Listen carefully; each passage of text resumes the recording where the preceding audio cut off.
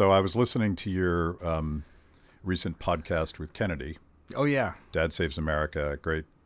Obviously, she's a lunatic, so she's awesome. she's the best. But you guys were talking a little bit about this, and I've been obsessed about this emerging anti-authoritarian coalition that can be traced back to lockdowns and the censorship industrial complex and the medical mandates and all of this. You're seeing a number of people coming from the left, and they're liberals, but they're liberals that can't identify with the authoritarian woke insanity that has taken over the left, and a big part of that coalition, with RFK Jr. And with Elon Musk, and even with guys like Jay Bhattacharya. These are not partisan Republicans, and these are not conservatives in the way that you would think about that, and that makes Trump 2.0, the coalition, very different than Trump 1.0, and far more compelling to me, more interesting. What's your take on that smash up of ideologies and tribes? It's super exciting to me. I have a couple impulses that I'm aware of. So I grew up like conservative. You can either embrace your parents' worldview or reject it. I embraced it. My dad's always been a conservative Republican, and so I was like a young Republican. And then actually it's like Ron Paul and John Stossel and you at Freedom Works and I became radically libertarian in the aftermath of the financial crisis and went into all this economic stuff. And now it's probably partly age, but it was also the lockdowns. I haven't rejected really any tenets fundamentally of my libertarian principles, but I couch them in a different way. I don't think libertarianism, and I'll get directly to your question. I know this seems like it's an offshoot. I don't think libertarianism is a totalizing worldview. I think it is a perspective on fundamentally like the legal regime in which we humans operate. It is a political philosophy. It is what should the role of government be, if there even should be one at all, and what should be our legal obligations to each other as instantiated in the law.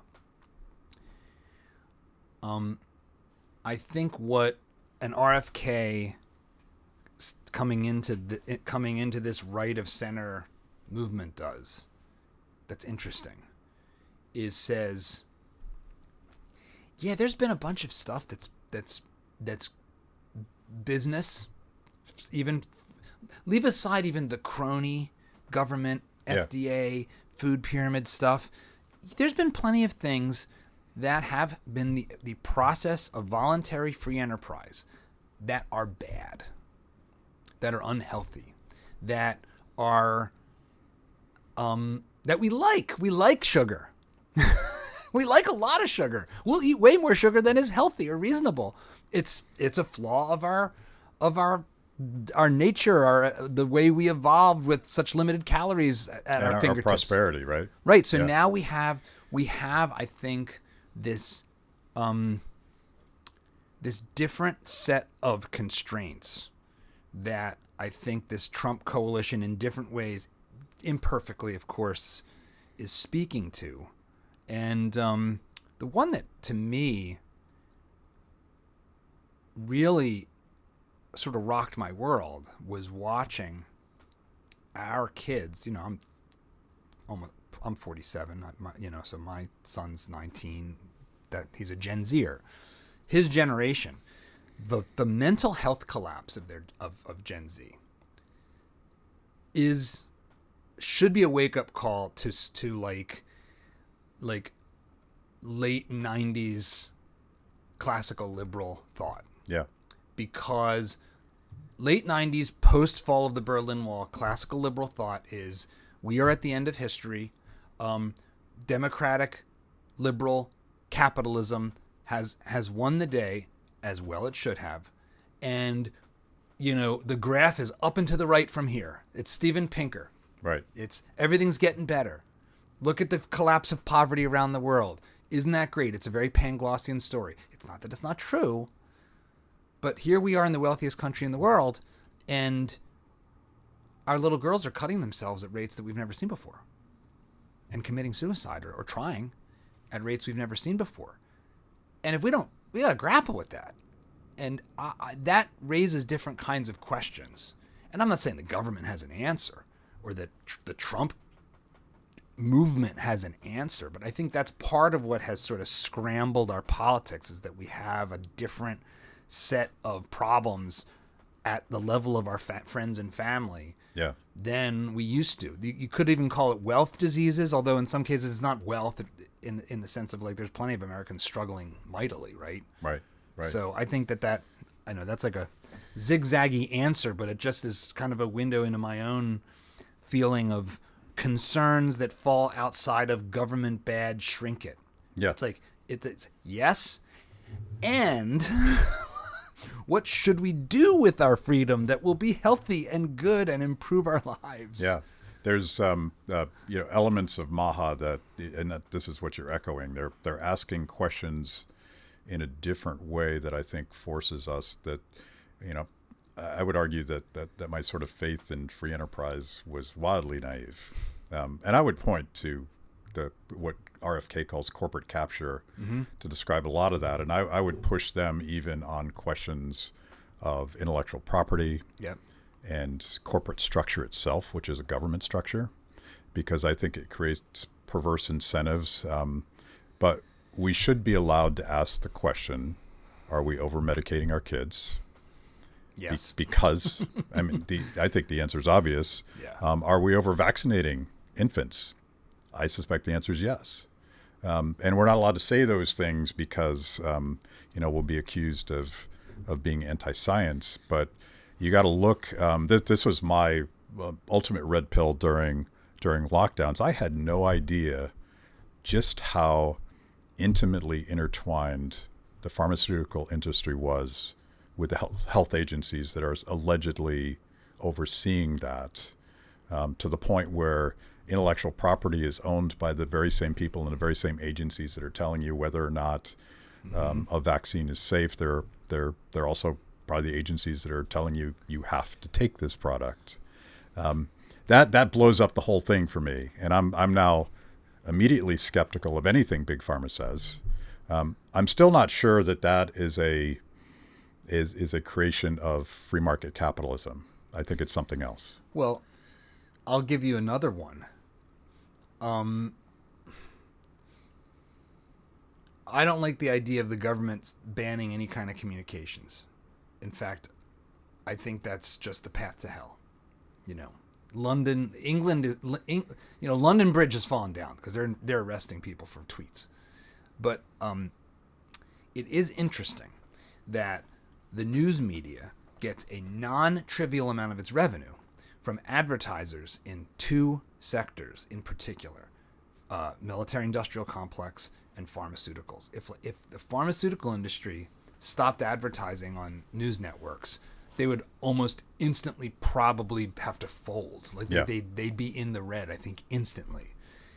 And so we're supposed to pretend that being essentially reliant on the advertisements that none of us can comprehend. It's like every one of them looks exactly the same. Mm-hmm. It's a bunch of random United Colors of Benetton casting, walking through a field and rowing a canoe while we're told that we'll be vomiting blood. Yeah.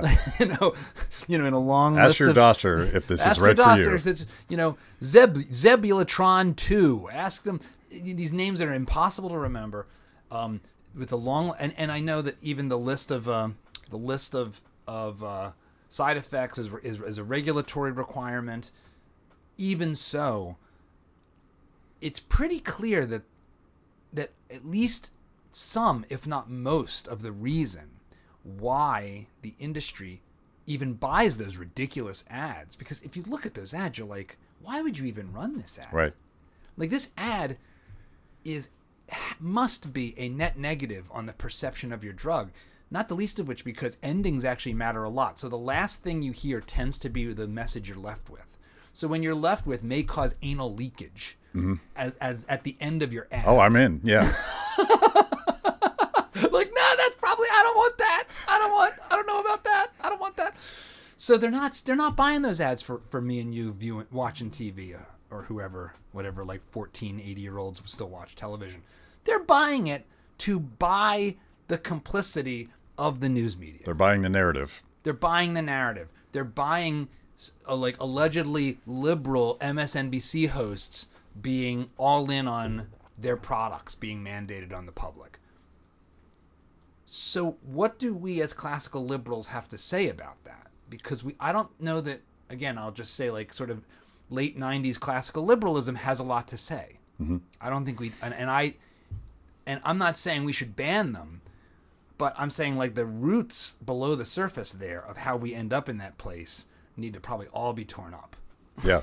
By the way, there's a third advertiser that dominates the market. It's actual government agencies.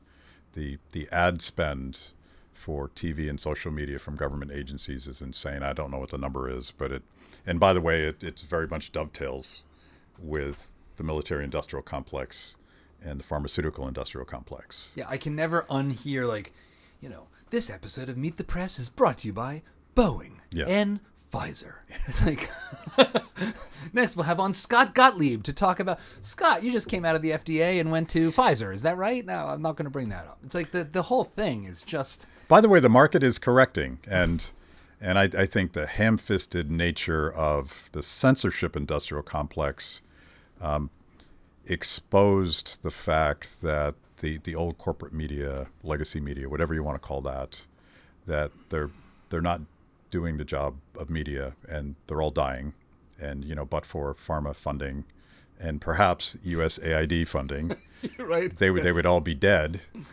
being replaced by the Rogan sphere, and I think that's awesome. And so there's a reason why they tried to get Rogan canceled.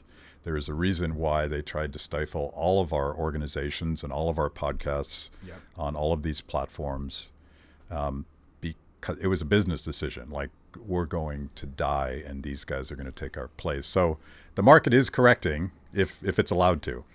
Thank you for watching Kibbe on Liberty. You can watch new episodes every Wednesday anywhere that you consume podcasts, on YouTube, on Apple, on Spotify, whatever. Watch, click, like, check it out.